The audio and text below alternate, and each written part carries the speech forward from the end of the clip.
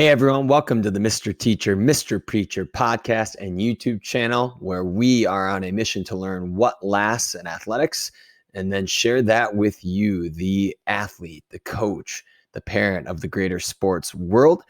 We are going to never stop learning, and we are in the midst of our second theme of John Wooden's Pyramid of Success. This is the first deep read of the month of enthusiasm. We're catching back up as we're navigating the summer between our families, and excited to share this first deep read with you called Yellow Tux Athletics, Going Bananas for More Enthusiasm. So we're going to dive in as we always do with our deep read structure, and that includes a reading focus. So we'll talk about what the book is that we are going to go bananas for. We'll do a first draft reading, give you kind of that comprehension level, kind of how the book's structured. The second draft reading is where we really dig into those key concepts and takeaways that we can learn about enthusiasm. What do we know about enthusiasm that we can take away and apply in whatever context it is? We'll get into a collaborative or metaphorical response. So what is enthusiasm or fun according to that particular book that we can take away that lasts? And we wrap with the most valuable idea. So what lasts for enthusiasm from that work? And that's what we follow. It works really well. And that's where we're headed. So before we get to that, we need to talk about bookshop.org. The local indie bookstore Underdogs is a great website. So if you buy a book or books on bookshop.org, I'll include the links for all of the past books as well.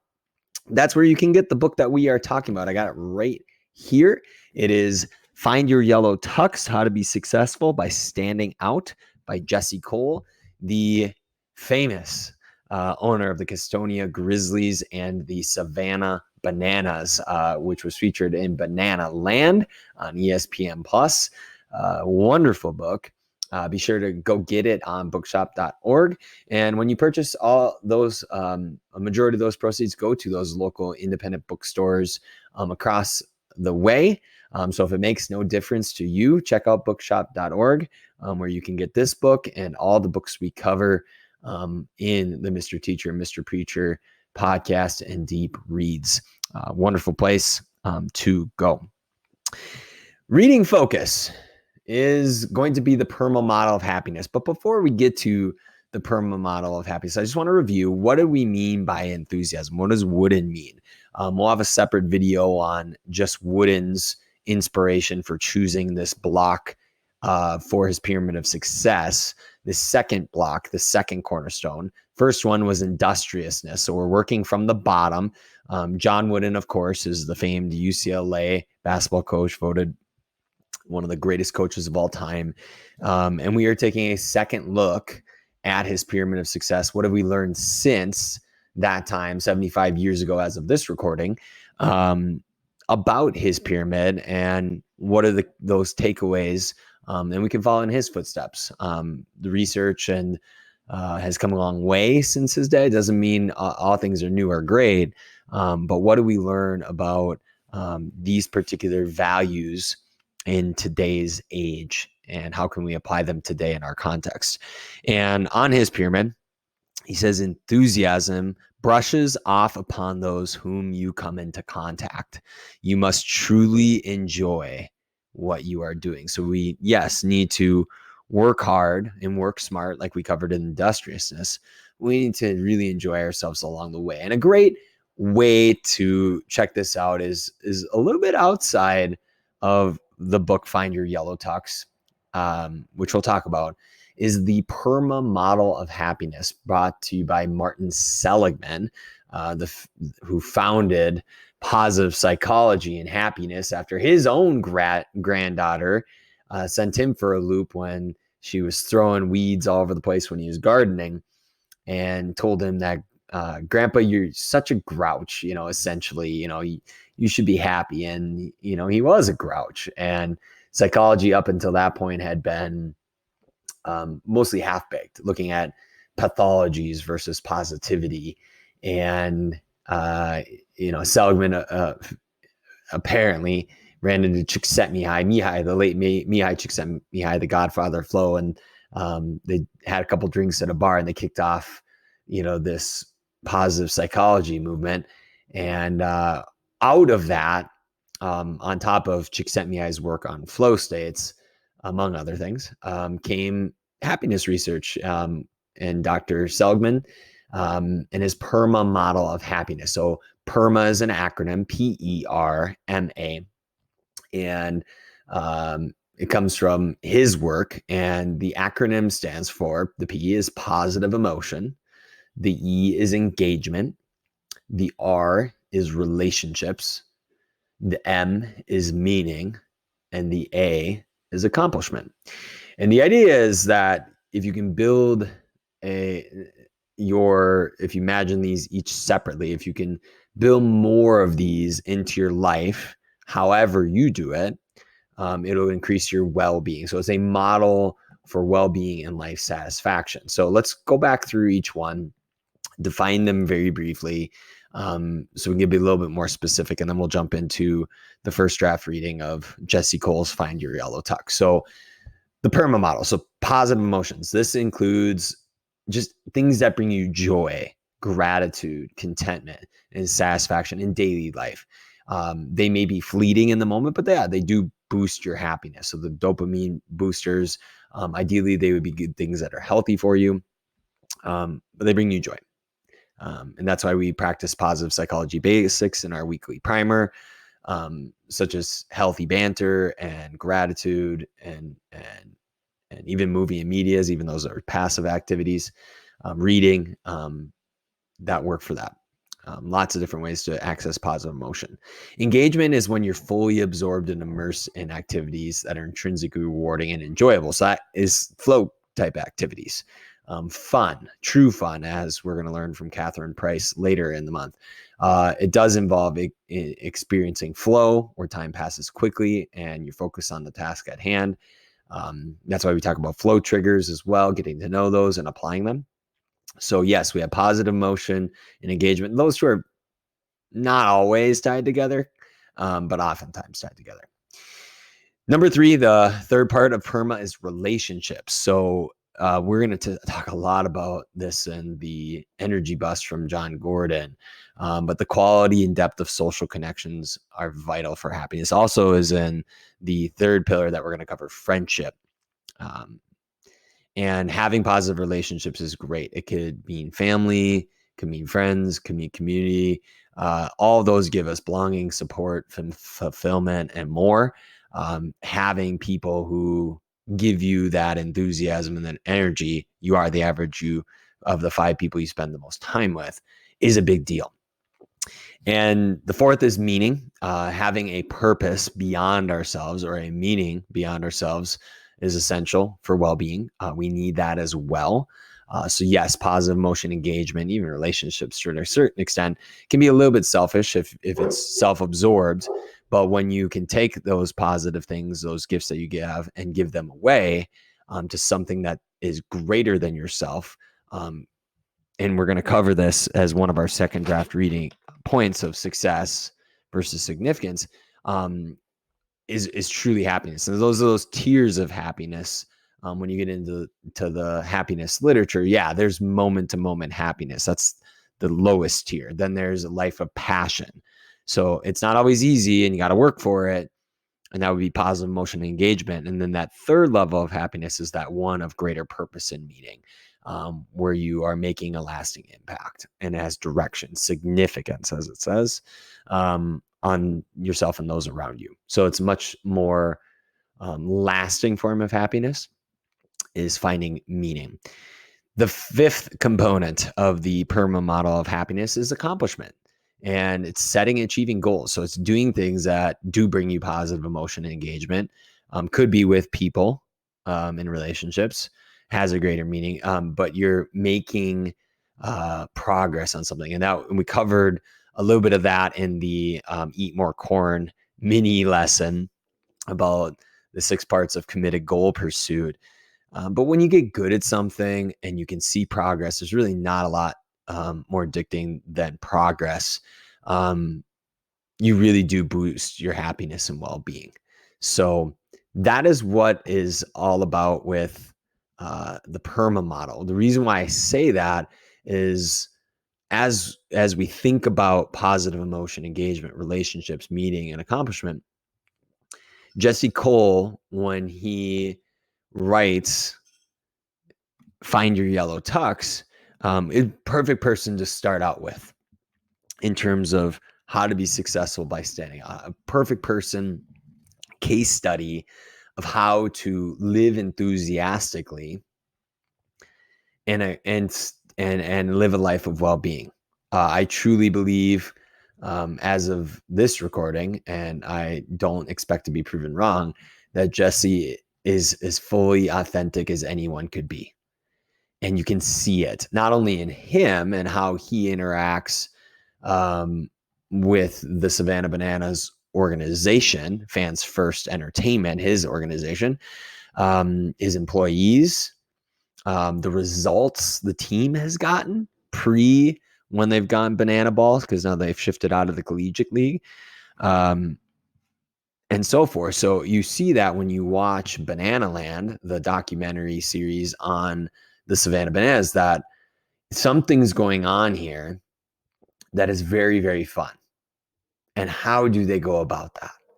And that framework, the PERMA model, is a foundational aspect to help catapult us into, okay, what is Jesse doing? Like, how is, yes, these are the basics of happiness and well-being according to, the founder of the field. Well, how does he do that? And that's what the book is about. How has Jesse done this? How has he brought positive emotion, engagement, relationships, having meaning and accomplishment into his work with the Savannah Bananas? How has he had, likely at this time, one of the most enthusiastic pursuits you could ever come across?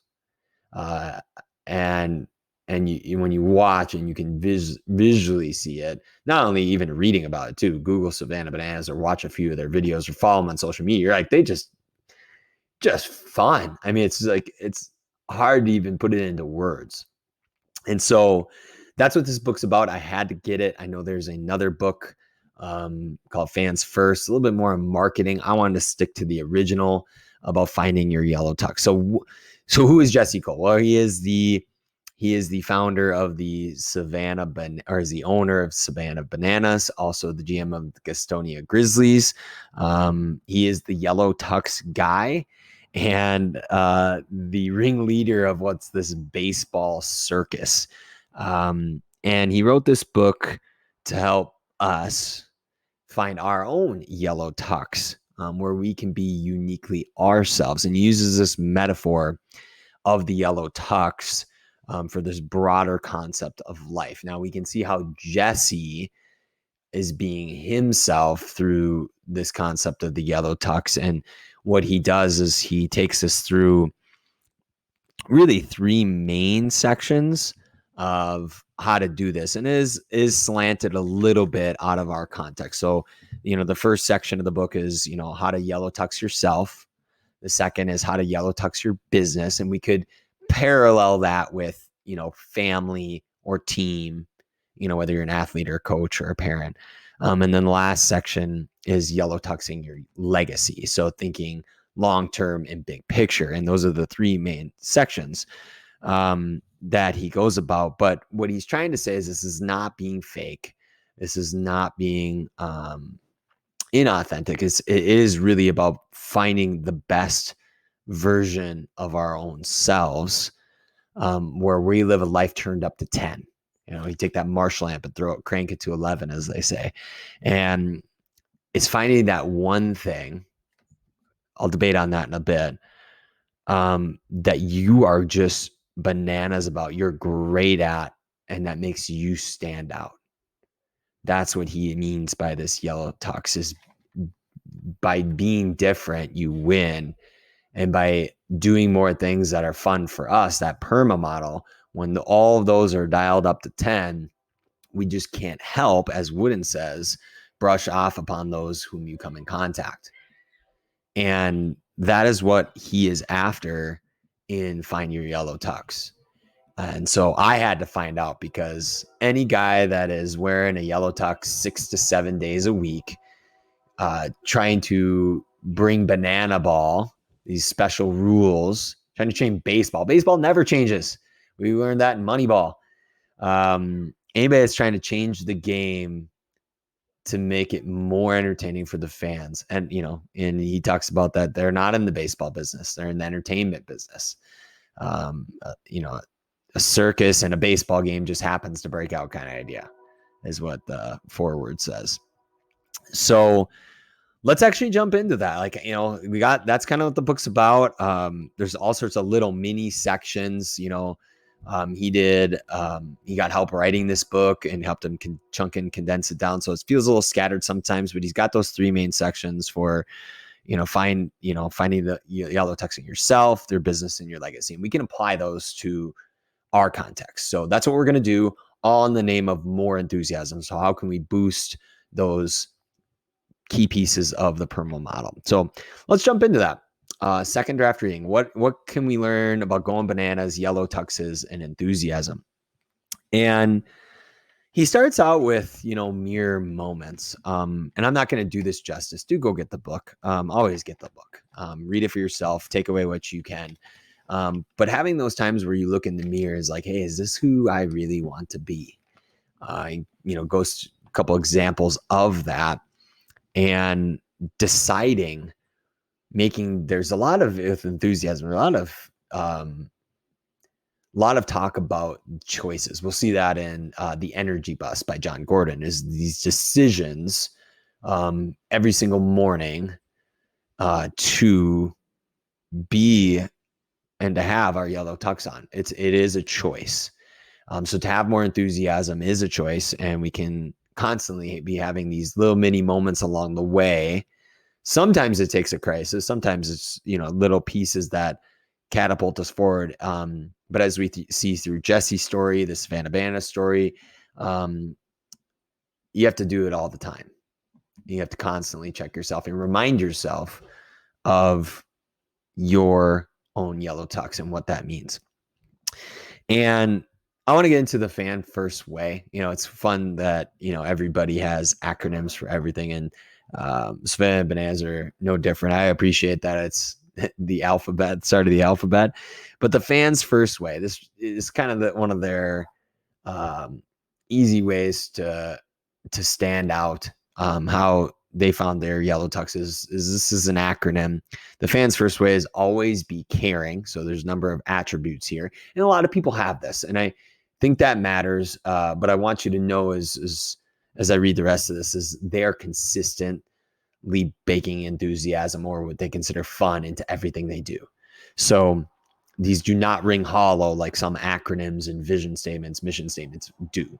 I mean, you can clearly see these words paying off, which you're going to see in the examples as we go forward, which is why we're starting here. So they made the choice that they're going to look in the mirror and they're going to be these things. Always be caring. So A, B, C. Different, enthusiastic, fun, growing, and hungry. And Jesse makes a point to, especially the last two, growing and hungry. Always on to the next thing. You're only as good as the last thing you did. Lots of idea generation. And so you'll see throughout the Savannah Bananas that they check and double check these mirror moments of, are they these things?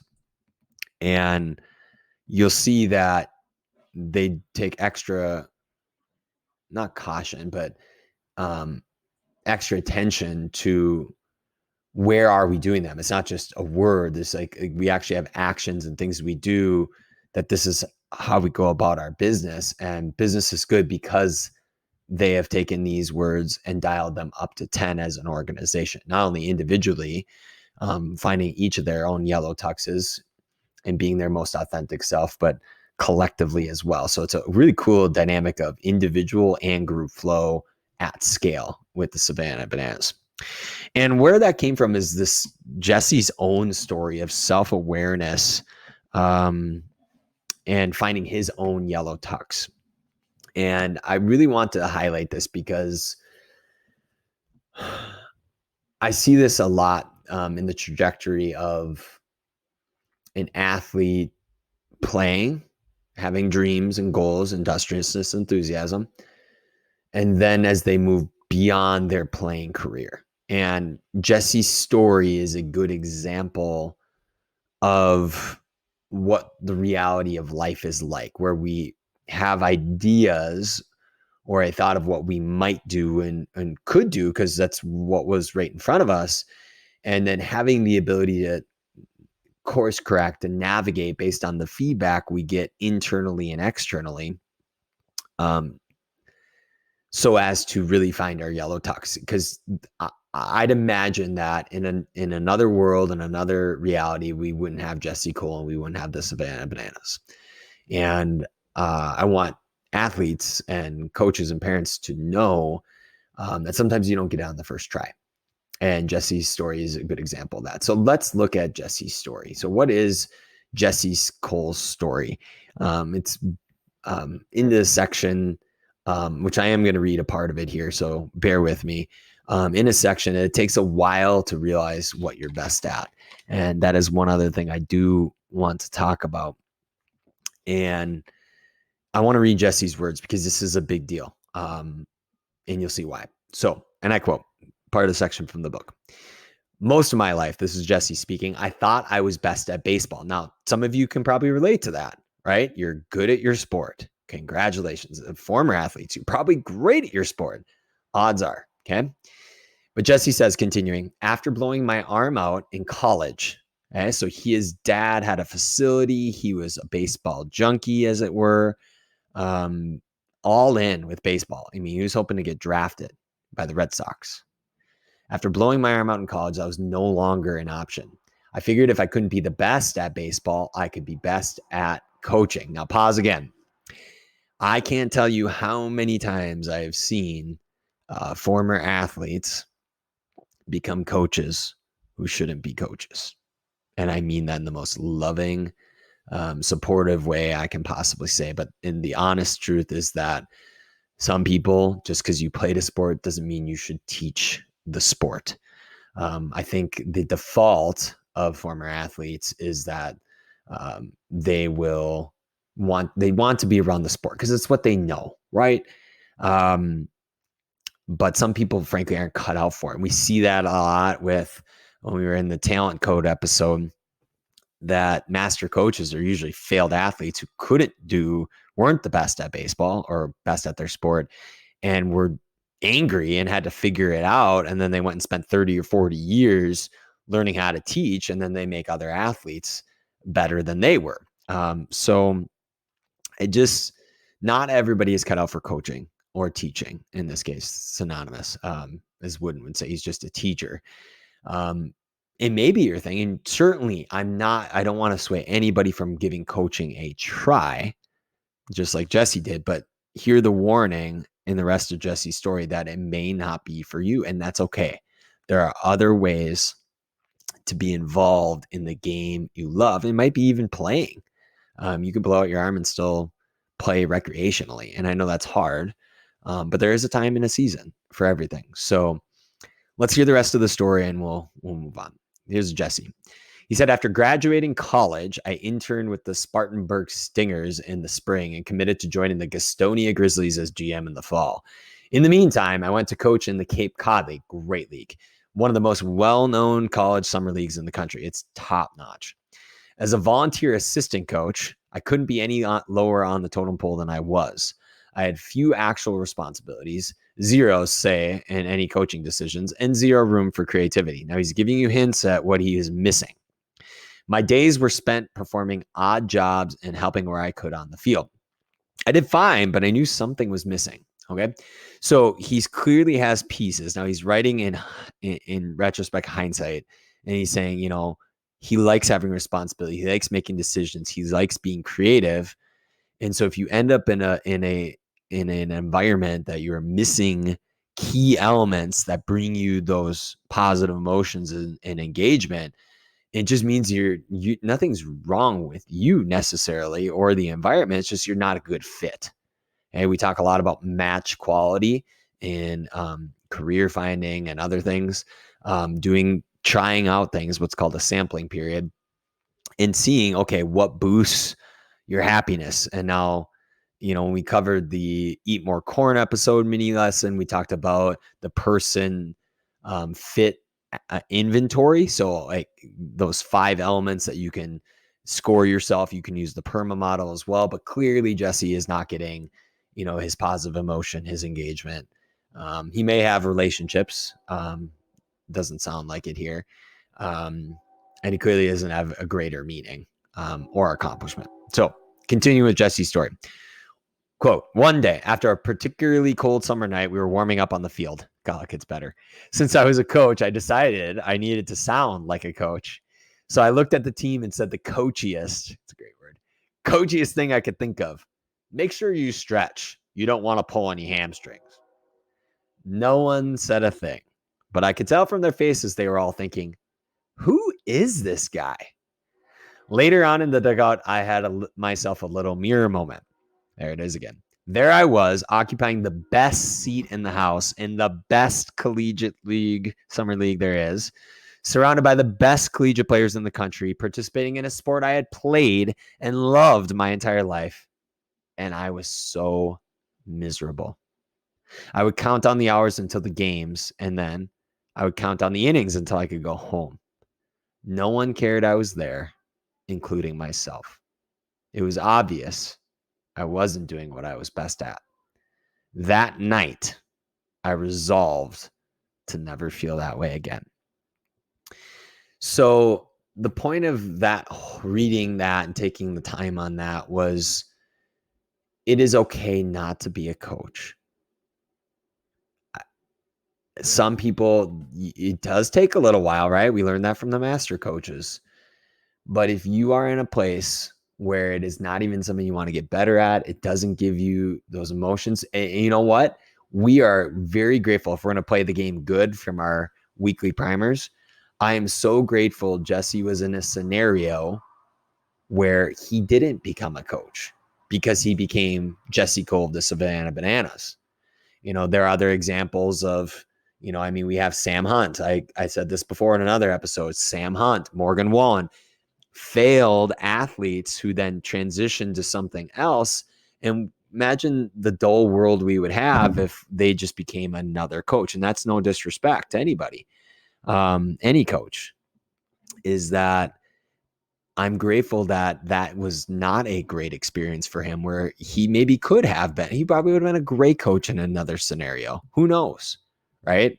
I would have loved to play for Jesse Cole if he had taken the same concepts. And he kind of is with banana ball at this point. But I'm grateful for that story because it didn't work out for him right away. And it may not work out for you right away either. And it's okay to resolve, as Jesse did, to find a better fit where he is in his yellow tux. And it just happened to not be in coaching baseball.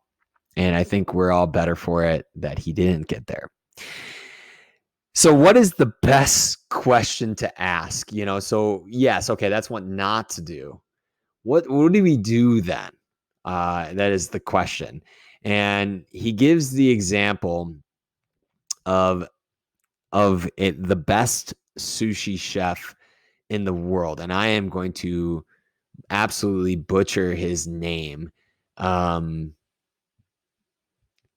I want to say Jiro, but you can come after me if you want. But Jiro, how do you say it? Oh, it doesn't matter. But Jiro, he's a sushi chef, and he basically asks the question is, the secret to success. Jiro Ono, thank you. There you go. To him, what is the secret to success? Okay, so Jesse followed this. It's not, Kristen Hanna says finding your passion isn't about careers and money. Okay, that comes and goes. It's about finding your authentic self, like Jesse did, your yellow tux, the one you buried underneath other people's needs or what people expect of you. So Jiro, we're going to run with that. We're going to say it comfortably. He says it's determining, number one, what you're best at. I'm going to come back to that. And number 2, committing to it fully. So there is a documentary. I've not seen it. Full disclosure, I would love to. Would have gone great with Industriousness. Jiro dreams of sushi. He quotes and he says, "You have to fall in love with your work." There's that word. "And never complain about your job. You must dedicate your life to mastering the skill." And Jesse notes that he is obsessed, Jiro, with the texture of his food. And the next section after that is what are you best at? And having the self-awareness to say I'm not good at that. I'm not great there, but I am good over here. This gives me energy. This is when I'm fully focused. This is when I'm coming home energized. I'm proud about, I can't shut up about.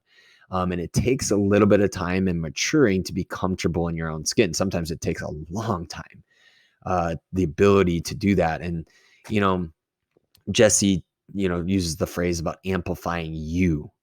He says he's loud, he's outspoken, he's over the top. He is a lot.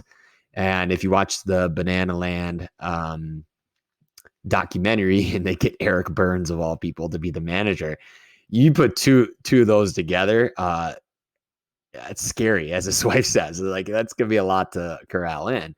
And he's been called all sorts of things. And you know what? People are, when you're fully turned up, it is overwhelming. When you take loud, outspoken, over the top to the extreme, which is great, and it's not for everybody. He's not quite reserved, as he says. He hates holding back. He loves sharing crazy ideas and pushing the envelope with everything he does. So the point of this is to go deep on your strengths, figure out what your strengths are, and do more of them. And it's almost impossible not to be more enthusiastic and brush off of other people. And when you put yourself in an environment where those strengths are valued and expected of you, it's absolutely great. Now, one thing I want to debate in this section, if you do read the book, is he talks about being like Jiro and focusing on being the best at one thing. Well, you can specialize. We'll cover David Epstein and range, why generalists triumph in a specialized world another time. You certainly can go deep on one thing. Like, that is a way you can get world-class expertise and be known for that thing. And I do think there is value in narrowing your focus on that one thing. I really do. It depends on the domain. The contrast says, that's a way. Another way is you can go with the Dilbert principle, and you can diversify, and you can combine those curiosities together into something truly unique. So like Dilbert is, the business, the comics, and the joke writing, right? So he combines 3 things that he's more or less average at, and he says so. But when taken in combination, they enhance each other, and then you become one of a kind. So the real point is, whether you generalize or specialize, we do better when we are like kids and we're playing. We cut loose, we have fun. We are in an environment, or create an environment, or both, where we get to be and reflect who we really are. And that is great. And some people, they need the diversification route. Some people need the specialized route, and you need to throw a lot against the wall to see what sticks.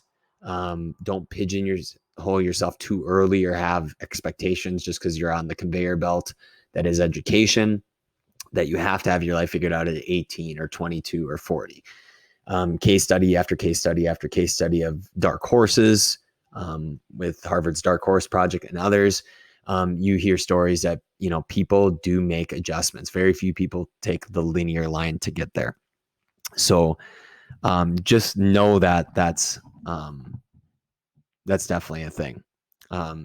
He also gives one more thing, if you're going to go down this route of yellow tuxing and finding what you're good at, from Neil Parisha, who I believe is the same guy. He wrote the Happiness Equation, but I believe the same guy who wrote 1,000 Awesome Things, a great website as well.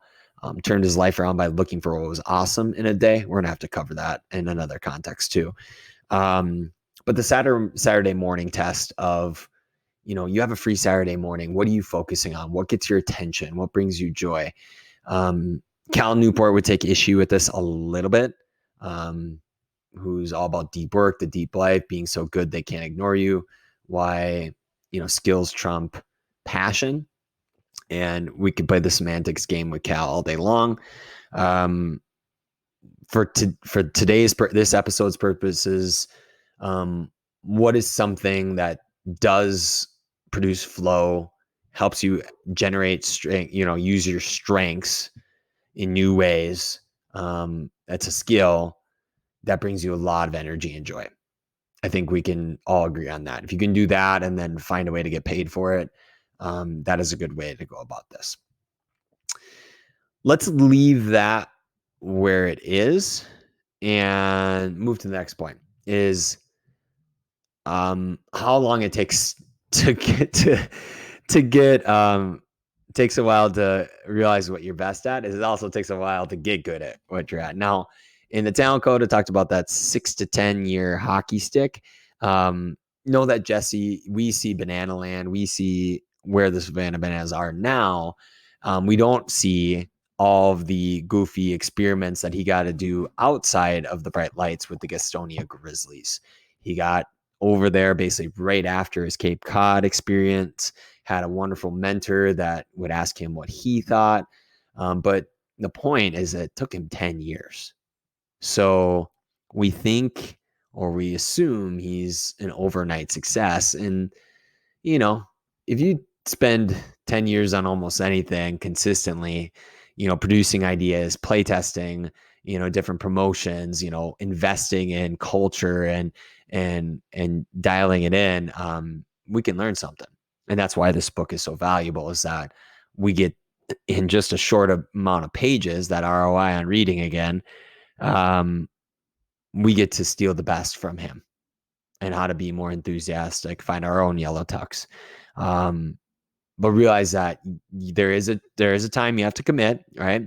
Try a few things out, notice what is giving you energy. And the reason why I want to stop and make this point is yes, Jiro says, find out what you're best at. Well, what I like to rephrase that is, what are you willing to be the best at? What, knowing you're going to be bad at it for a while and you're still willing to do it. That's interesting to me. And then you commit to it fully. Okay, well, I'm going to do this for 10, 20 years, 30 years. What is that?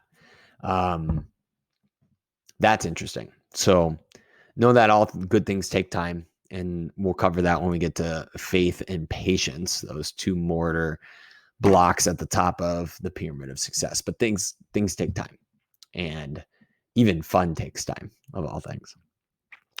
Speaking of fun, is the enthusiasm sponge. Jesse, like a lot of people, was not a reader. And he talks about the Better Book Club.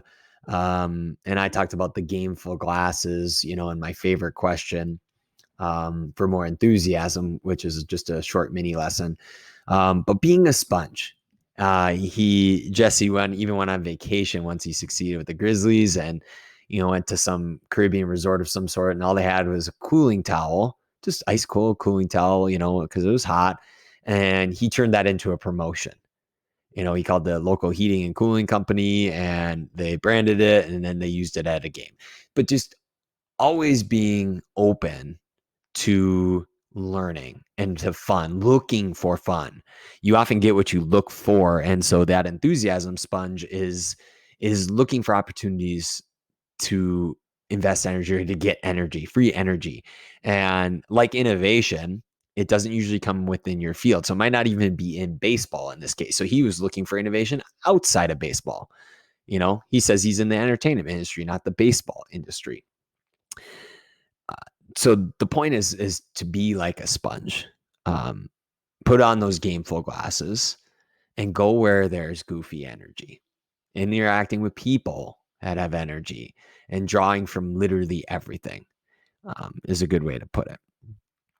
On page 111, so as we get into the book, The question is asked, what business are you really in? So I tried to stay away from the business section too much, as we're, in sports and whatnot. But this is a really cool question. And I think it was a game changer for Jesse, as he, was trying to run what he called a failing club where nobody's coming.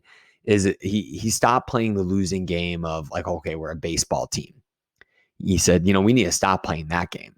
And sometimes you have to stop playing one game so you can play another game. And by changing the rules, he's clearly done well for himself and those around him. But on page 113, I'll even flip to that one. We get the answer to the question. And it's right here.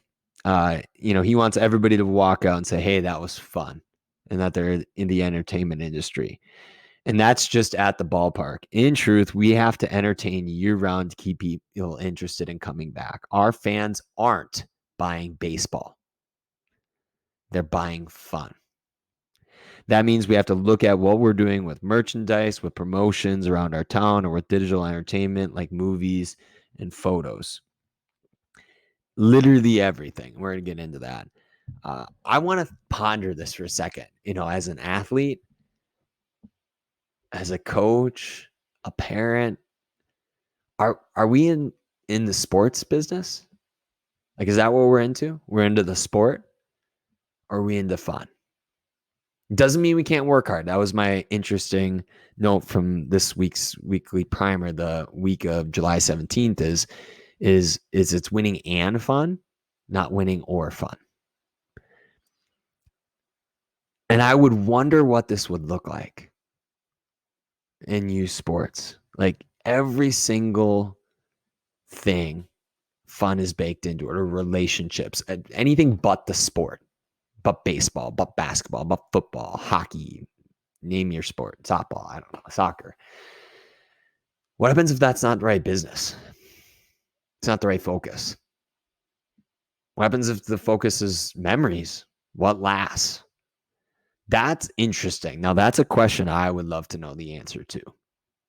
Is if we change the game, how would that change the way we approach what we do? I want to know those answers.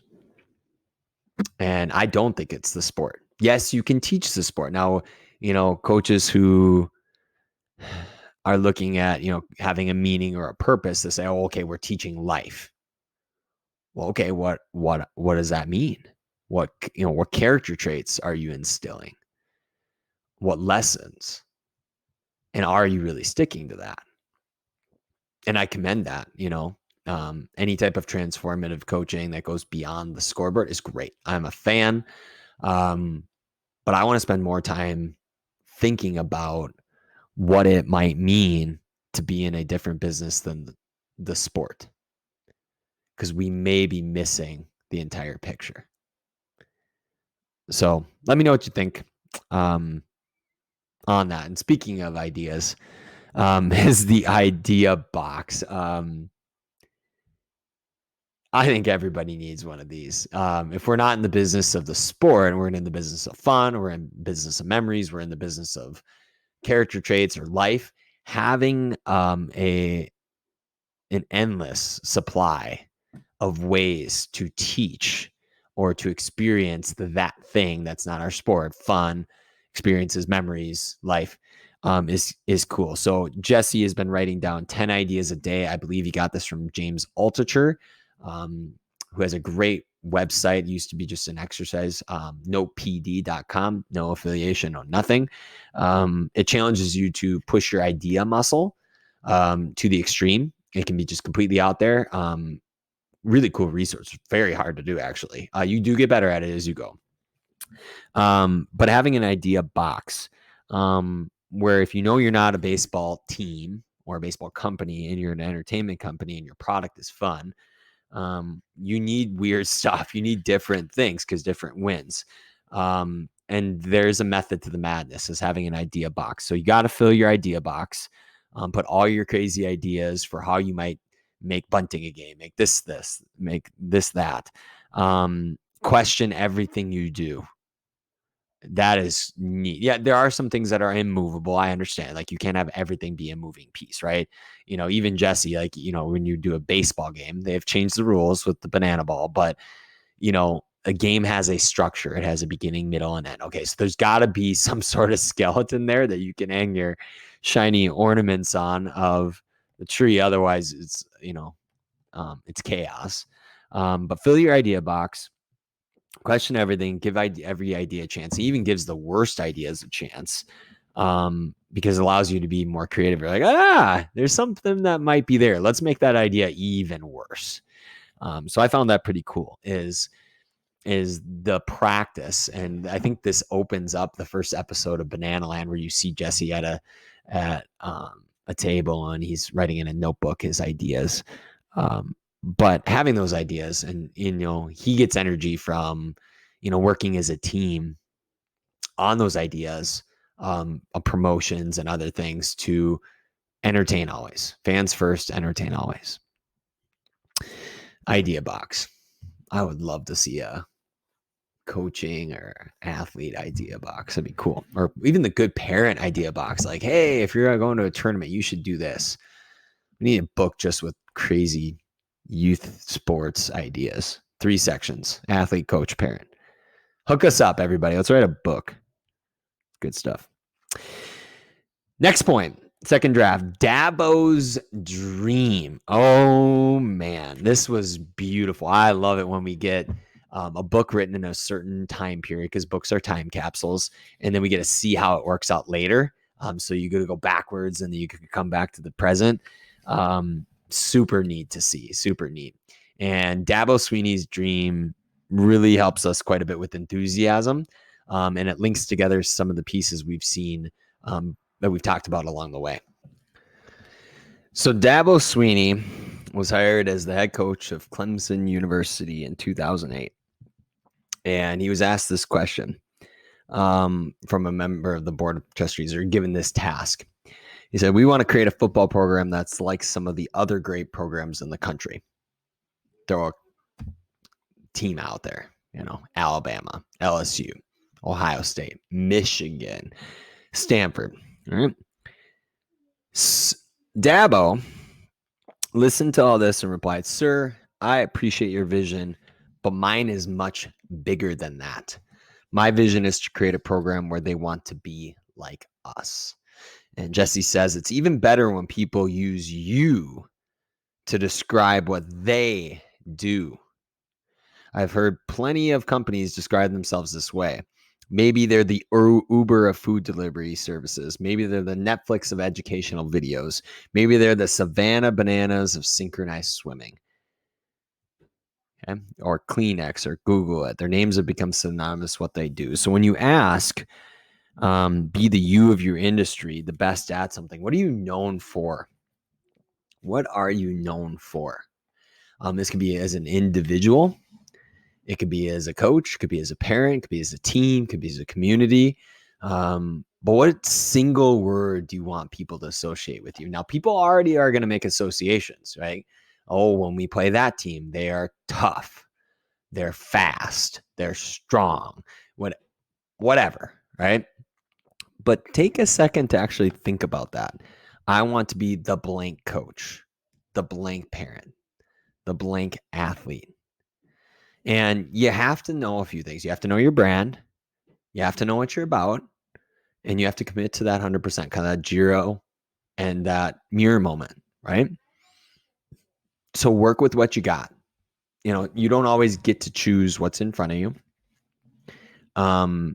But you need to have that ability to be honest with, okay, here's the strengths I have right now. Let's be that team, be that guy, be that athlete, and go from there. So that one word mindset is really, really cool. Take a moment for that. Spend time there. It helps when you're in a whole nother industry, or you make another industry with it. Similar to my favorite question is the fun filter. So Jesse has a fun filter, and this goes with their fans first way of just constantly asking, every single touch point, and you think of touch point with the Savannah Bananas, so websites, phone calls, merchandise, every single part of the fan experience, they're asking, how can this be fun? A little different question than one I have, but they're trying to perfect the fan experience. And every interaction, he says, is a chance to have fun with your fans. Always show them you care, and then show them again the next chance you get. So every interaction with your teammates, athlete, or your coach is a chance to be enthusiastic, to have fun. Coaches, same thing. Every interaction you have is a chance to be enthusiastic, to have fun. And parents, same thing. Every interaction across the way. And when you take the time to say, how might this be fun? How could this be fun? How can I take my strengths, what makes me authentically me, my yellow tux, and how can I apply them in this situation? So it doesn't mean you have to be outspoken, silly. If you're not the outspoken, silly person, don't be. But how can you show up as you and your yellow tux in there?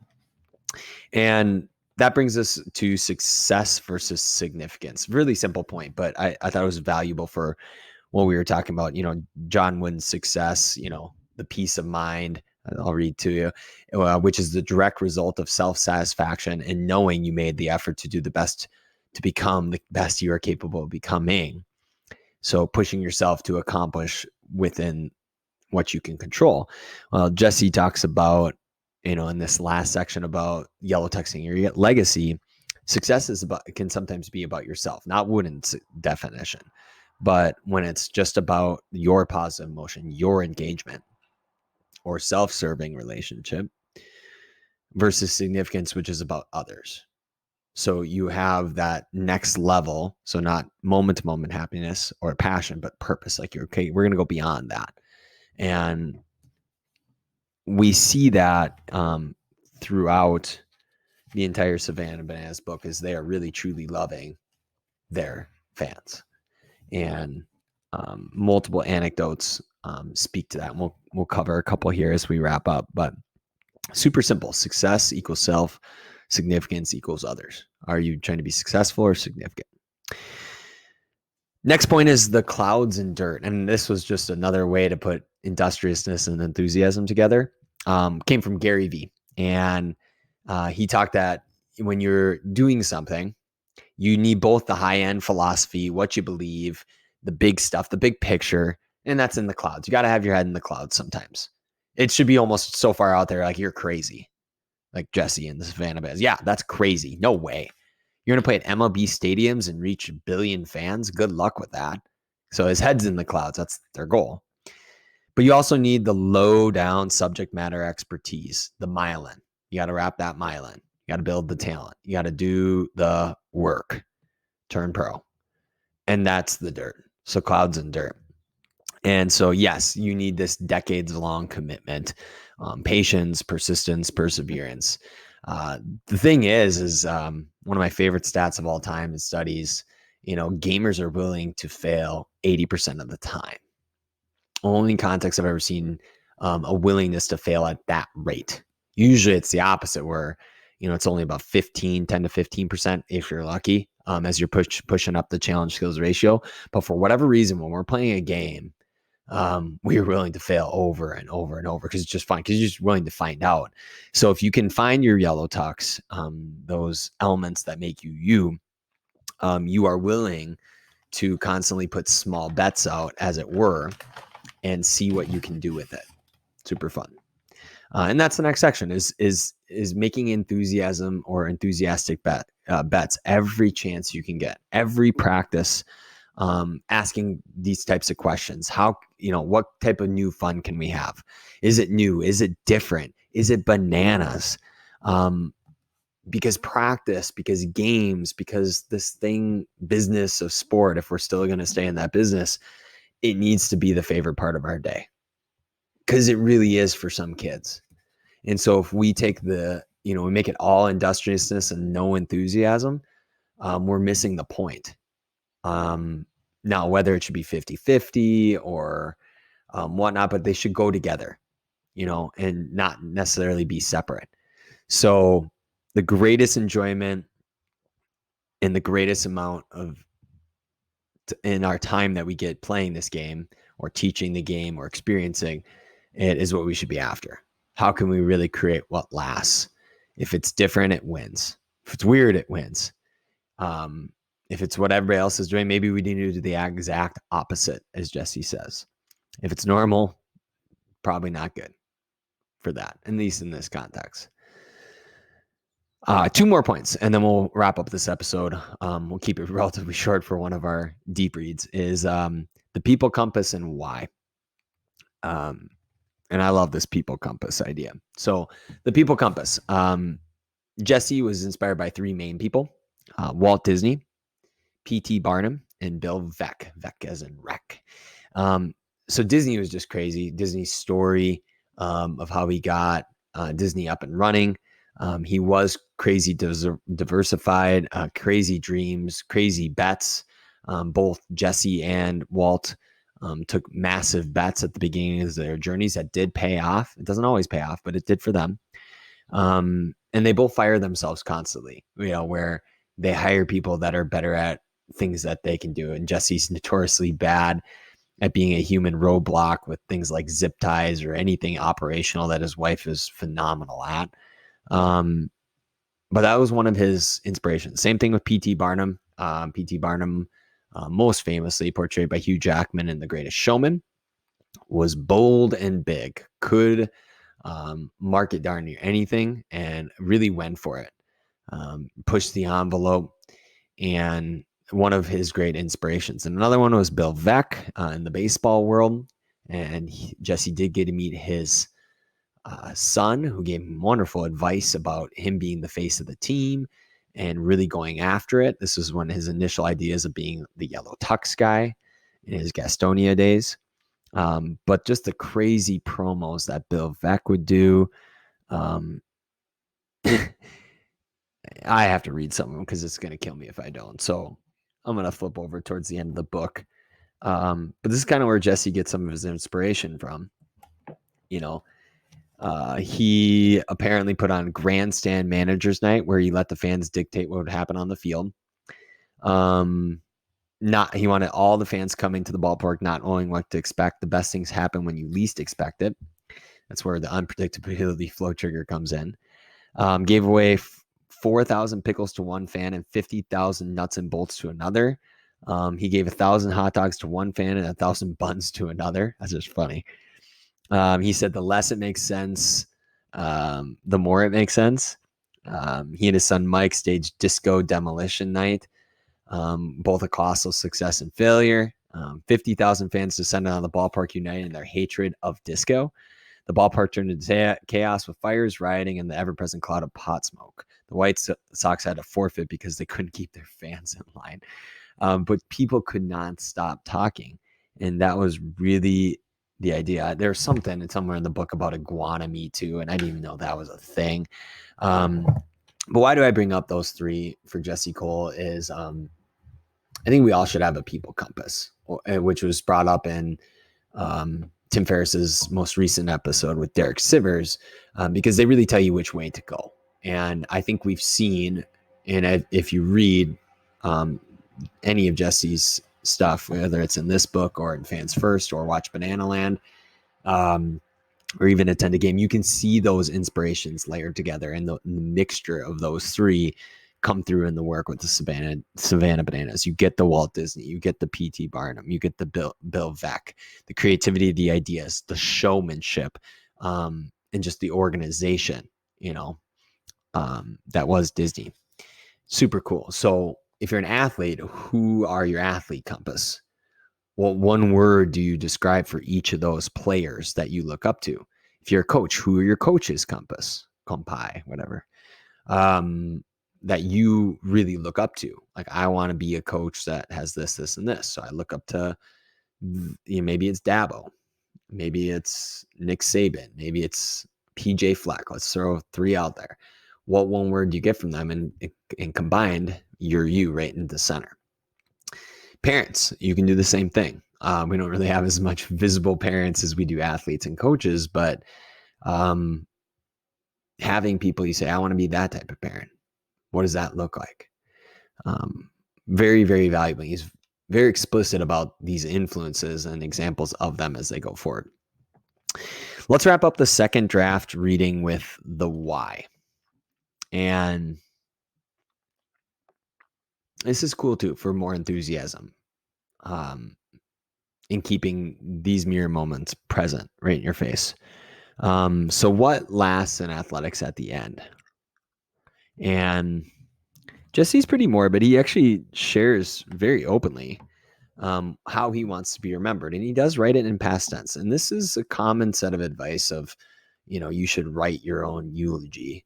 But I want to read Jesse's because I think we all have multiple eulogies for different phases of a career, whether it's a coach or an athlete or a parent. There's going to come a time where that season ends. And having this bigger meaning is useful.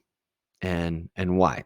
So what is Jesse's eulogy? And he opens the book and he kind of closes the book with it. He says, Jesse Cole was the ultimate showman who entertained millions by bringing energy, enthusiasm, and enjoyment to everything he touched. A person who inspired millions to challenge the status quo, to be different, and to live the life of their dreams. A person who truly cared for others, was always there for anyone, who would give them everything he had, and the most loving husband and father to his wife and kids. He devoted his life to them and made them happy. And those are in past tense, which is key. It imagines as if you were already gone.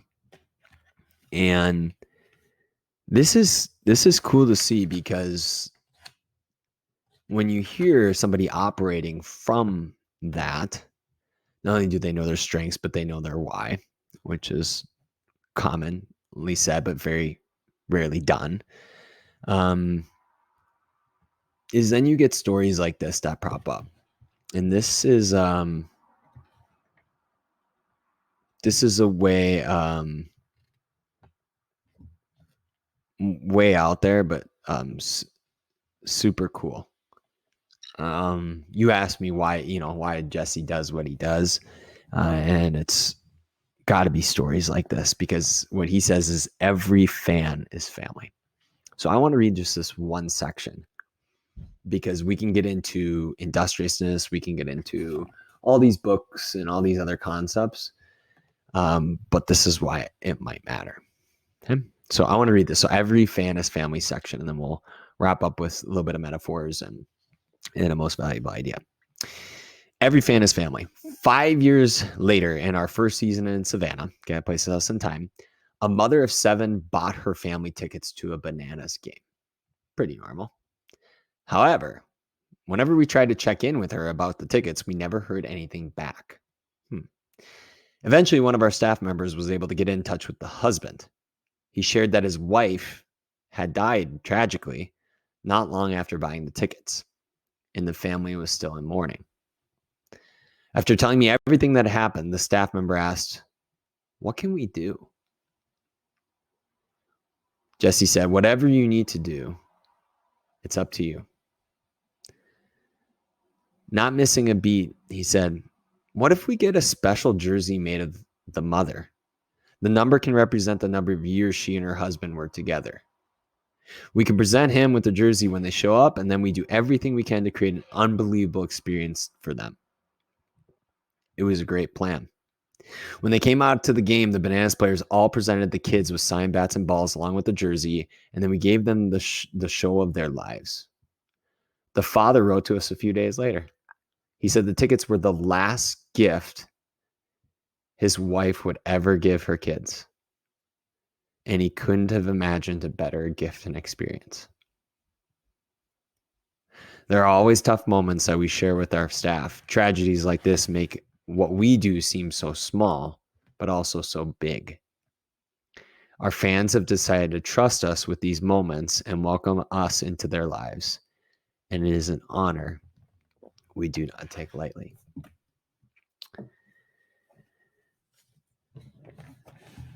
Jesse says, we're remembered who you are, not for what you accomplished. It's a big deal. What a privilege. How do you wrap? Well, we're going to skip the metaphorical about yellow tuxing. Move to thrift books. So if you're trying to get books on a budget, check out thrift books. It's another spot, kind of like bookshop.org. A little bit cheaper. They have a reward system as well. Find your yellow tux. It's great. Super cool to see. Another way, if you're not going to go to your local library or read them digitally, another neat way to support a smaller business than the bigger one that is out there.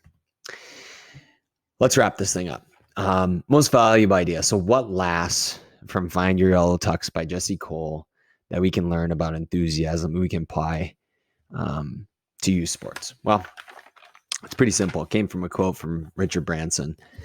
Fun, or in synonymous, I quote, is one of the most important and underrated ingredients to any successful venture. Not having fun, you might as well quit, according to Richard Branson. So the secret is making fun a priority. It's making it a part of everything. Every touch point. Is it fun for them, for you, the athlete, the coach, the parent? Everyone should be a parent, should be infused into everything you do. And you kind of know it when you're outside your comfort zone. When there's a quote, it's like when you put yourself out there and you feel basically naked and afraid and alone, that's when you're just starting to get it right. So most important and underrated ingredients is fun, is enthusiasm. And it really does. When you're having a good time, you're out there and you're taking that risk of being you, it can't help but brush off on other people. And that's stuff that lasts. So figure that out. Find your yellow tux. What it really comes down to is back at the beginning. Look at that head fake. Is in order to get accomplishment, we need the first four. So when you find the things that bring you positive energy, engagement, relationships, meaning, you get accomplishment. And that's where it's the winning and fun, not the winning or fun. So spend your time really thinking on finding your yellow tux, what makes you uniquely you, committing to it fully, committing to spending the time that's going to take to get really, really good at it, leaning in with curiosity to say, okay, what might this skill set look like turned up to 10? And it may take some time and maturity, because it's sometimes we want other character traits or skills that were not exactly bestowed upon us. We want somebody else's. But when we fail to reach other people's version of when their yellow tux doesn't fit us and we find our own, that's when the magic really starts to happen. So with that in mind, we got to wrap up. Thanks for watching. Be sure to like or subscribe. This was the first deep read of The Enthusiasm, Find Your Yellow Tux by Jesse Cole. We are on a mission to figure out what lasts in athletics and then preach back to you, the athlete, coach, and parent.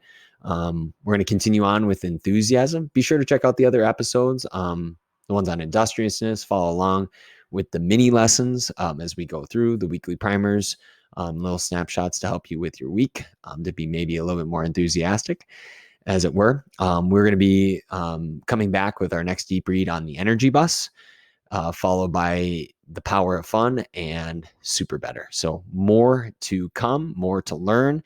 And like we say at the end of most episodes, never stop learning, because when you are through, you are through. Thanks for watching, everybody. Be well.